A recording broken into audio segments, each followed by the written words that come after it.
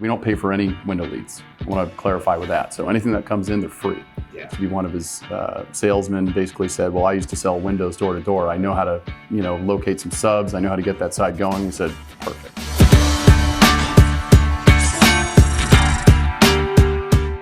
Blake, Garrett, thank you so much for having me in your office. You have amazing dynamic. I've been enjoying this company tour with you. I want to talk about your background, Blake, because you come from HVAC background Correct. into the roofing business. I want to know your thoughts about roofing business from numbers perspective. How is it different from HVAC and everything that you've done before? How big is your HVAC? HVAC company last year did 5.5 million, and our roofing company did 6.2. So my Charleston Heating and Air is 12 years old, and Charleston Roofs Windows is 7 or 8 years old. 2012. 9 years. Yeah, 9. So it started because a previous sales guy within the air conditioning company passed me about $40,000 worth of work one day that he went to work for a roofing company, and called him to thank him. So we met for lunch, and he said, "Look, man, I'm working for this roofing company. Something's up where I've got too much of a backlog." He could sense that the owner was pocketing the money, and it was going under, and he had hinted, "Hey, let's get into business together." And so I had a general manager of the air conditioning company who was Excel whiz, brought a lot of structure to the AC company. So I brought the job cost back to him and just said, "Man, play devil's advocate on this for me. I can't figure out why we wouldn't do this." And he called me that night and he's like, "I went in on this." He said, "We got an extra office. We got an extra, we got our phone system in place. We got an extra truck on the road. Let's hire this guy." Unfortunately, things didn't work out. Day one, we got a good start where we put a budget in place. We did it right. We put a budget in place, got our logo, got a marketing campaign, and the day we went live, he left the company. So we're stuck with the roofing company. I didn't know what a 3-tab shingle was. So no motivation like forced motivation. We were forced to learn the business, hire it within, and fortunately we had the scaffolding from the air conditioning company to support that, right? But basically it runs very similar. You got a repair division, right? And then you got an install division, and your gross margins, your numbers, a lot of the KPIs line up. So what KPIs do you track daily, weekly? What's the most important? I'm a numbers guy. That's, you can't manage what you don't measure. It's part of our core values. Right. So, we're tracking obviously revenue, sales, but more importantly, I'm a big gross margin guy because that's what we use to pay our overhead with. So, those 4: gross margin or revenue, gross margin, and net profit and overhead percentage as well. Which business is harder to market and more competitive? I would say the air conditioning company. The air conditioning company is it's much more seasonal too. You think we have a labor issue in roofs? Welcome to HVAC. In fact, that's how Garrett and I met. Garrett used to be an employee of the air conditioning company, and he was a top performer. And when we lost the gentleman we're talking about, that we promoted or asked Garrett would he like to come over and run our roofing company. So it's I would say it's apples to apples at the end of the day, right? It's both a service-based business. You're going to have the problem customers. You're going to have the employee issues. It's just how you deal with them. Interesting. What do you feel like harder in the roofing business, that issues that you don't have in HVAC that you have here? I would say they're both the same. Well, I guess it's a little bit more of a liability on the roofing side, right? You got guys climbing. It's a little bit more dangerous. So that's what I would say is just. Well, and then labor too, right? Yeah, the labor. Yeah, I mean that dynamic when you have someone on the payroll versus someone that's your subcontractor, there's a dynamic there that's different. Exactly. Controlling the labor that's a great point. It's harder to control your subcontractors than in-house labor. I think that's across the board in any business, and in roofing, you see it's much more. You see a lot more subcontracting. You have windows in your name. What's up with that? Go ahead. So I have to lend it to Blake. We'll start with this. He has a heating and air company called Charleston Heating and Air. And at the time, when he created that name, it was just a dominant effect in marketing. So by that same token, we wanted to kind of borrow that impact or at least at the time he did. I wasn't really creating the company and plant that into the roofing company. And it was something along the lines of like the LLC was already taken for Charleston Roofing. And the gentleman that started up the company with him that used to be one of his salesmen basically said, well, I used to sell windows door to door. I know how to locate some subs. I know how to get that side going. We said, perfect. So that's how I undered it. Yes, I will say the window business, in my opinion, is much harder than both of them. So the roofing is, I'll just leave it at that. Roofing is it. I agree with it. Are you going to keep doing windows or are you going to retire from it? I tell you, we had some of our best years when we were just honest with customers and said, look, if you want to be really happy with us, let us do your roof. If you don't want to be happy with us, we'll take a shot at your windows. And you got your friends and your family around town and you don't want to really, the problem was we just never really got traction with keeping our subs busy. And, I'll let Garrett lend to that because that's where he excelled in operations and really was out finding subs and really trying to get that, we took a big stab in 2019 trying to get that specialty trades off the ground and, do one thing well, man. That's what I learned. I would say, here's the thing. As soon as we start trying to say, hey, let's get back into windows or let's get into this other trade, that means that it's a symptom. It's a symptom of a larger problem that we're not addressing within the roofing business. Because we have all these leads that roll in organically. We've built, a great brand.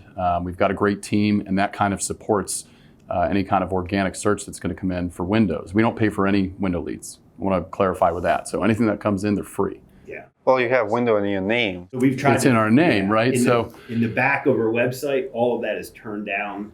It's got to come from a referral. There's no management of it, like in terms of marketing dollars going into those backlinks. So when we get these window leads and we look at it as revenue, it's because we're not doing something right on the roofing side that we need to fix. Maybe we need to be more profitable, or maybe we're having a down lead week or something. Maybe we haven't been following up as well as we should have been. So maybe I think you need a window partner, someone who can take advantage of your leads. We've been working on that. We have. That's honestly the playbook that we're looking at. Yep. Give advice to new business owner or maybe someone who's trying to get in business, because when I listen to your story, it reminds me of my story. Like smart guys, good at marketing, build a brand. When I give this advice to brand new guys, it's like, hey, start with your name. It's important. People fight me all the time. Dimitri, a good name is not like what? I changed the name and everything is going to be good. I'm like, well, if you have a bad name, good luck marketing that company. Right. How important is your name in your success? And can you be successful with a shitty name, I guess? I think it'll, and we've gone through this in business development discussions. Make sure you think 5-10 years out, right? Because right now we're locked to the Charleston market. We're doing windows and we don't want to do them, right? So, Exactly. and just really, really think about that. And I would say as much as your name, know your numbers and don't grow too quickly. Like grow, all of your KPIs should grow the same. And this is what I learned in the AC business. You got a 1, a 3, a 5, and a $10 million wall, right? And it's tough to get over. The $1 million wall in HVAC is really tough. It's difficult to get over because it's usually a guy in a truck doing all the work. He's got to come home. He's got to bill his jobs out. He's going crazy. So when you get over each one of these walls and that you're at the $3 million wall, your profits are probably going to be at your higher percentage. But then to get to the $5 million wall, they're going to drop down because you're going to have to add in overhead, mainly people, right? So as you go over each one of these walls, take the ride and enjoy it and do it organically. Right? Don't try to take a stab at going from 3 to 10 because you're gonna hit a speed bump, and I almost hit one. I went from 1 to 4. I bought HVAC companies tend to sell pretty, and I bought a distressed company, and I bought headaches, and I almost went out of business by growing too quickly. So I managed to get it back on the ground, and now I definitely take pride in growing the right speed. You're hiring right now. What positions are you looking for to fulfill? Well, that's a twofold answer. We're really looking to hire a sales rep. At the same time, we're also changing our sales process. So we're really looking for someone that's a sales leader and sales manager, and we've been taking our time. So we really should have been aggressively looking for that a while ago, and we realized that adding a sales rep is not the answer. Finding someone that's going to be a strong leader that has processes in place, largely supported and created by us, is going to be the next step. We've also always talked about trying to have a direct repair technician, and that's never materialized, but it's on the horizon. Absolutely. Guys, I rarely do it, but I'll do it today because I know we have dilemma in the industry. On one side, we have a lot of businesses who are always hiring, and they cannot find good businesses who cannot find good employees, but we also have a lot of good guys who cannot find good company to work for. If you're in the Charleston market or willing to move here, this is a good house for someone with a long-term vision. So if you're not looking to make quick dollar, in one season, if you want to find a home and build a career, this is kind of companies I would recommend. So if you're looking for a job, comment below, contact Charleston Roofing. And you guys are stuck here, right? Charleston? Are you going to open more locations? Probably not with that name. Yeah, not with that name. No. There'll be a DBA involved, but we've definitely toyed around with it because the great thing about the roofing company is it's scalable, right? You look at market research, and if you have a company like Charleston Roofs Windows, you can use this as the home base headquarters. Mm-hmm. All your calls can come in here with GPS and technology today. You can manage from a distance. How competitive is this market now, and is it getting competitive every year? I'll let Garrett answer that. So, you never really know what you have because it's all you know when you're in it, right? So we've always been in the Charleston market, and sure, we went out and researched others. We've seen Roofing Insights before. We have a general idea of what's going on in outside markets, but you never really know until you're ingrained in it. And any home advisor lead you're going to go on, there's always going to be 5 bids. But when you're really going out to these organic leads, you feel it. We had a hurricane in 2019, and since then we've about doubled to tripled our competition. Yeah. It's good when you see a lot of companies from Colorado showing up, and Texas. The guys that are looking at the multi-location, Charleston's a bullseye on their market for sure, and we've seen probably at least a half a dozen to a dozen kind of market leaders in the industry come to this area.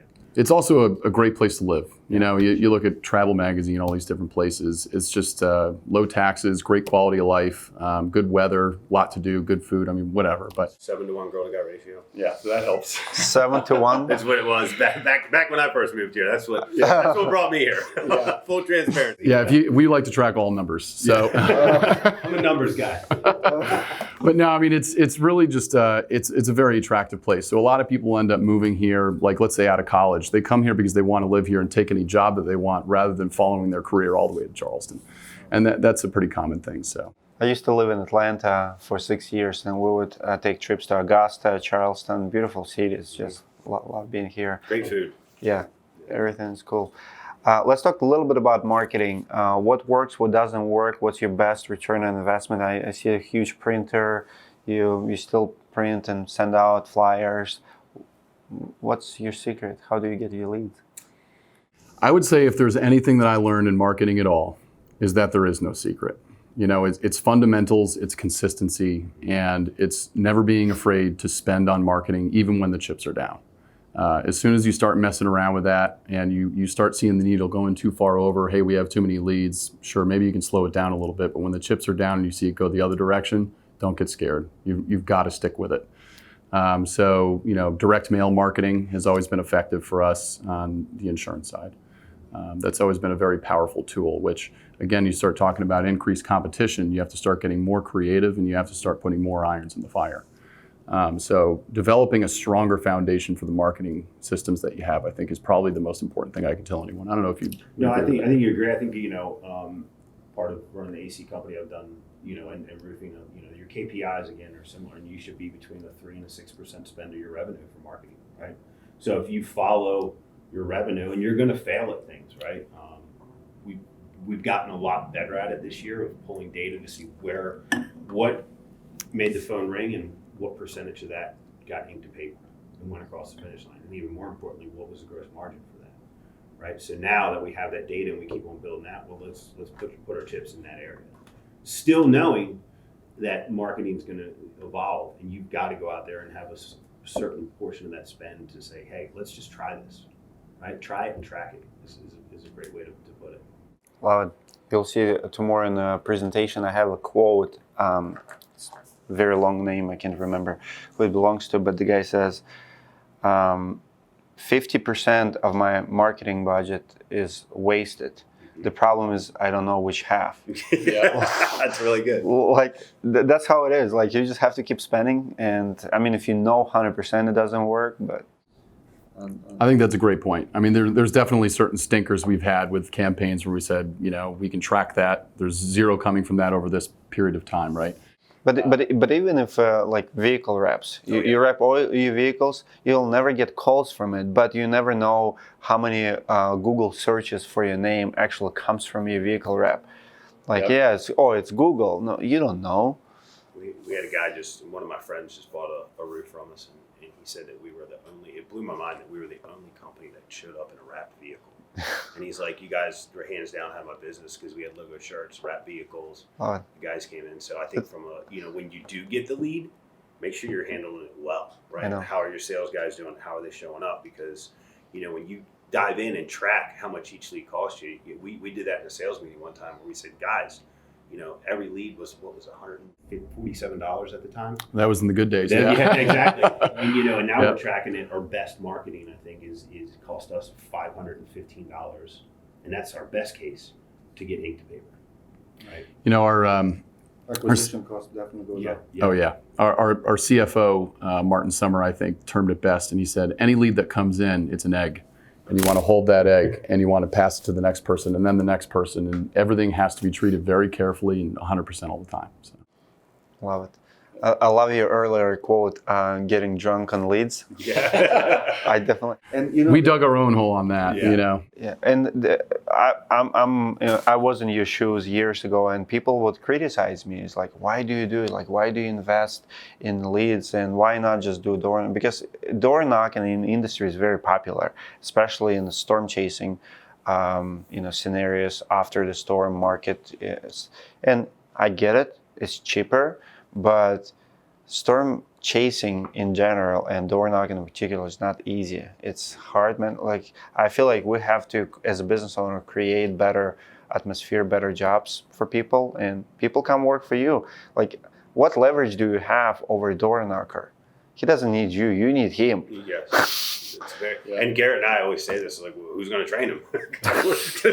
we can't do it, right? And that would also be, when we would kind of recognize that we had a symptom of a larger issue, and we would say, hey, we've really got to get a door knocker in here because we're not closing as much. Well, we weren't closing as much, and we needed to manage that instead of, hey, we need to get a door knocker in here. And I'm not coming down on door knockers. I mean, I couldn't do it. They're hardest working people there, and I think we need to collaborate. We need to bring them in. Everybody should have door knocking department in their company. Yep. But I still think we should market. I still think we should generate leads, provide leads for our sales guys. I mean, that's what brands do. Go to Walmart, to McDonald's. McDonald's not going to ask you, hey, go on the street and hold this sign to bring traffic in. They're freaking McDonald's. You go flip burgers for them because they have traffic. If you don't have traffic, you don't have business. Yes. Blake, thank you so much, Garrett, for sharing knowledge. I'll see you guys tomorrow in the class. Sounds good. Guys, if you're looking for the job in Charleston market, this is the company to work for.